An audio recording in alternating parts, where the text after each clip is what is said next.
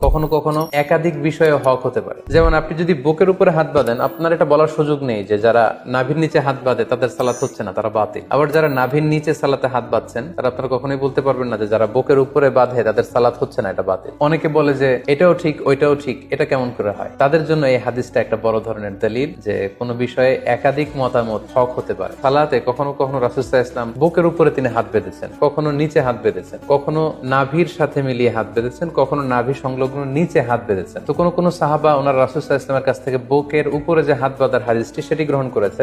কোন সাহাবারা নাভির উপরে যে হাত বেঁধেছে সেটা গ্রহণ করেছে। কোন সাহাবারা নাভি সংলগ্ন নিচে যে হাদিসটি ওনার রাসূল সাল্লাল্লাহু আলাইহি ওয়াসাল্লামের কাছ থেকে দেখেছেন বা শুনেছেন সেটি গ্রহণ করেছেন। আবার কখনো কখনো আল্লাহ রাসূল সাল্লাল্লাহু আলাইহি ওয়াসাল্লাম টায়ার্ড হয়ে গেলে হাত বাঁধা থেকে হাত ছেড়ে দিতেন। অনেক সাহাবারা, বিশেষ করে মালিকি মাযহাবের অনেক অনুসারীরা এই মতামতটিকে গ্রহণ করে। এভাবেই কিন্তু একটি প্রসঙ্গে বা একটি বিষয়ে রাসূল সাল্লাল্লাহু আলাইহি ওয়াসাল্লামের কাছ থেকে যখন একাধিক আমল প্রমাণিত হয়েছে, ফলে এই ক্ষেত্রে একাধিক মতামত বা ভিন্ন মত এখানে তৈরি হয়েছে।